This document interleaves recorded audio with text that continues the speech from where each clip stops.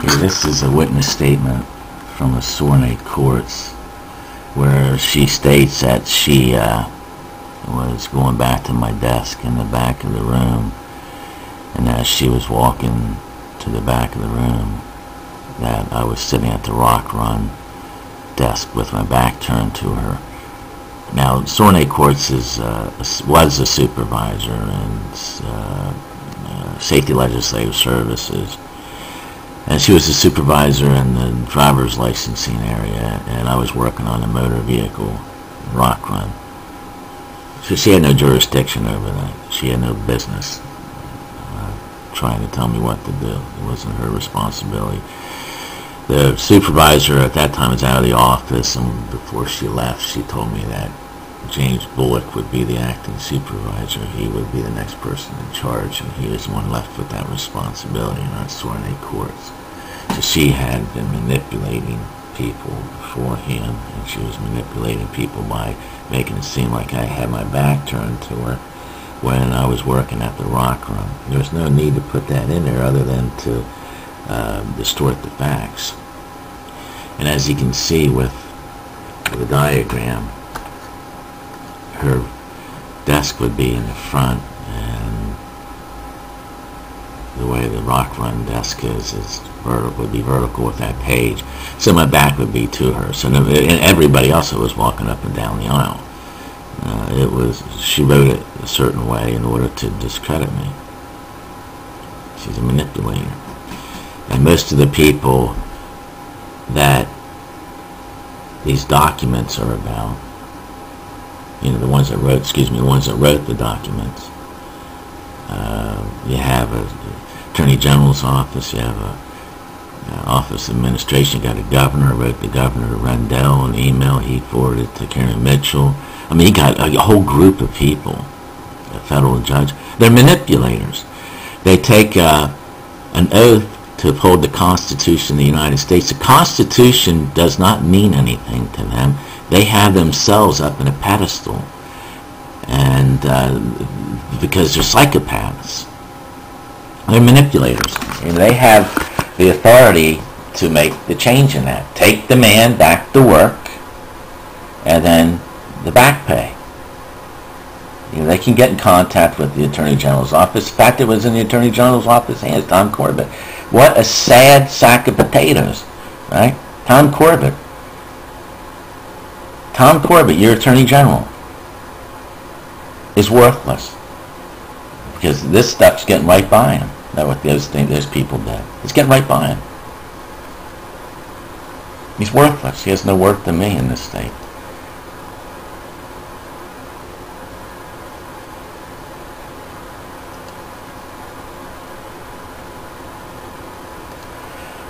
Here's a witness statement by Sandy Walpert distorting the facts too about me requesting to have that changed. If you look at the next document that was put on her desk by me, I wanted to attend at 9:30. I'm not the one who asked to have it changed, so she's manipulating again. I mean, it's like, no matter what I do right, which is most of the stuff I did right, they're going to find fault with it.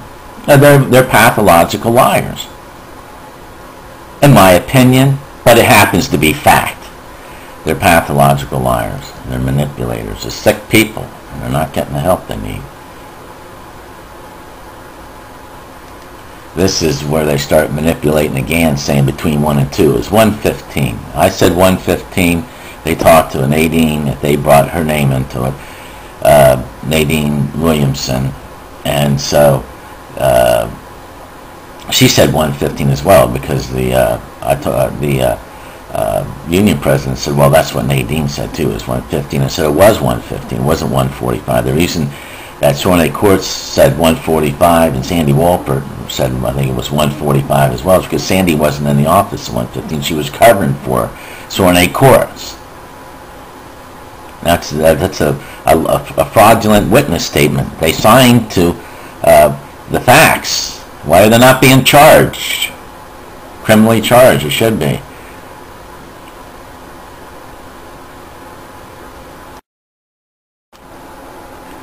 This is part of the psychologist Christopher Ziegler's report. I'm not impressed with Christopher Ziegler as a psychologist. There's something not quite right with the fellow. I mean, he reminds me of a psychopath. I mean, he has like the definitions there, the symptoms of a psychopath. He says I said he was a high school graduate. He reported that after high school he took on various assorted jobs, all of which usually lasted for short periods of time. Well, yeah, I sat there and I said I was a high school graduate that had various assorted jobs that usually lasted for short periods of time. That's what I said, right? No, it isn't what I said. And then he said he eventually got a job with the Commonwealth. Well, boy, you're leaving a span there.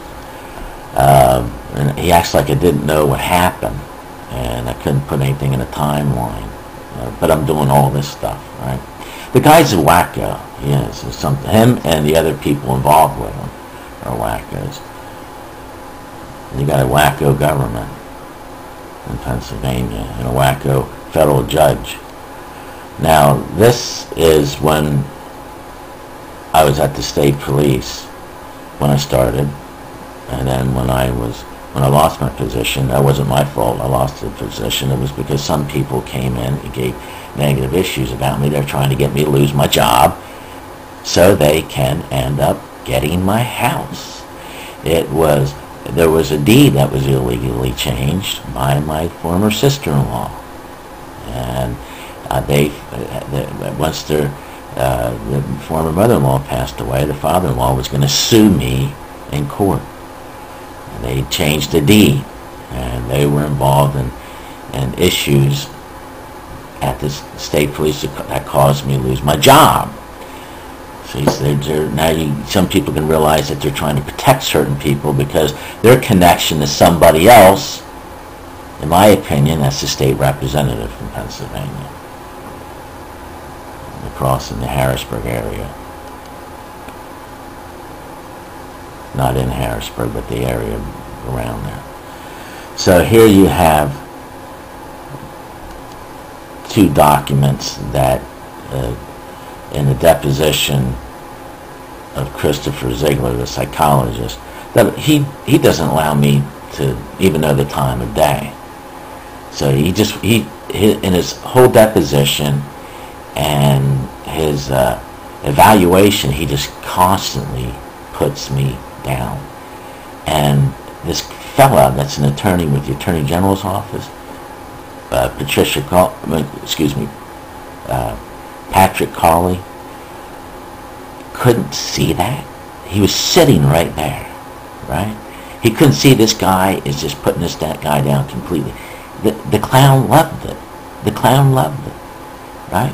You want somebody in the Attorney General's office like that. You want an Attorney General like Tom Corbett. I don't. That is a disgrace to America. That would be a disgrace to terrorism. He would be a disgrace to terrorism. So anyways, then we go on with the next document where I was working for Florsheim back in the 80s. I was doing managing for them. And I worked my butt off. I worked hard.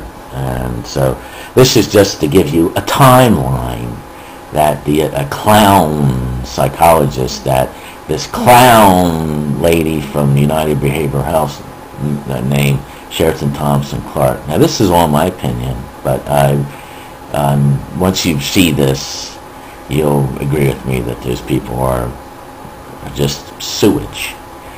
So anyways, this is to give you a timeline. This is from 1980. I think it was like 20 or whatever at that time. This is when I worked for the Choice Point program at PennDOT. And, I had, as a temporary, I believe, 2 evaluations. This I got a copy of. The first one I never got a copy of. Some of them I never even got an evaluation. I never saw them or anything, so I don't know what happened there. Somebody probably just botched them up or threw them out. Lord knows with PennDOT. PennDOT is like a complete toilet. It is.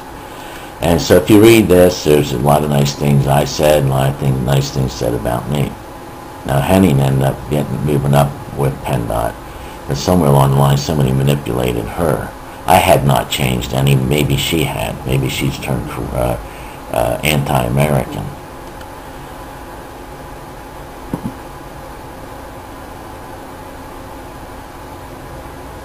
There's my grades at Thompson Institute. This is from a Sheraton Thompson Clark United Behavioral Health. At 1 minute, or 1 point, she admits that we were discussing the medication that was prescribed me, which, I mean, I didn't need that. I wanted something to help me sleep through the night. Instead, this doctor Ahmed was just trying to dope me up. And so she does know, and then she realizes what she said, and then she don't know. Now, the next document is her notes. That's from her notes. Those are her notes. And she said Dr. Ahmed prescribed and had the name of the medication. See? That's all illegal because I didn't sign in for them people to have any of that information. I signed to see if I ever had a psychological evaluation. I never had one, never needed one. So they used that for something completely different, you see. It's a crime. It's a crime, people. It's a crime. Now, how could that get passed? It's Mr. Superman, Tom Corbett, the man who's going to fight government corruption. He isn't going to fight government corruption. He is government corruption. He's a part of it. In my opinion, right? I'm not allowed free speech, in my opinion. I'm not allowed free speech based on fact. So here you got, this is a bunch of nonsense in a memorandum from the federal judge, Pennsylvania Middle District Court of the United States, or United States Middle District Court of Pennsylvania, Judge Connor, right? And he says about me not grieving an IPE referral through the union. And that was a bunch of hogwash. There is no process. And same with Colley here. Colley says the same thing. The guy from the Pennsylvania Attorney General's office, Pennsylvania Attorney General Tom Corbett's office, says the same thing. No, you can't grieve an IPE referral. You can only grieve, and this is from Donna Hoskins Home, the Office Administration. This is from her deposition, where she works in the Office Administration, Policy and Procedure. She states you can grieve a direct order to undergo an IPE. A direct order. Right? That's it. After they coerce you into something and tell you for something, you can't. There's no grievance. Once a referral is made, you can't grieve a referral. The referral would have been the psychologist, Christopher Ziegler. You can't grieve it. According to the United States Constitution, you could, but these people don't go by the Constitution. They have their own country going on, they have their own gig going on in Pennsylvania. So here you go, an ADA claimant must exhaust his administrative remedies by filing a charge of equal employment opportunity. Well, that's a bunch of hogwash unless you're filing discrimination. I don't even think when you're filing discrimination I don't think you have to then, because it states as long as you're following provisions of Title II and the Civil Rights Act. We weren't following discrimination. It was declaratory injunctive relief. And this is me getting a hold of the Equal Opportunity Commission from a case that was filed in August of 2007. They never got back to me. We had to file another complaint.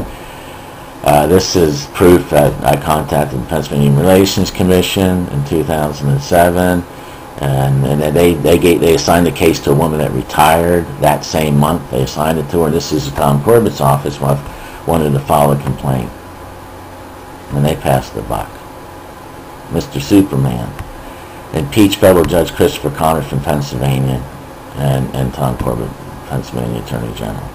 And those people need to be impeached. They're dysfunctional, and of course, in my opinion.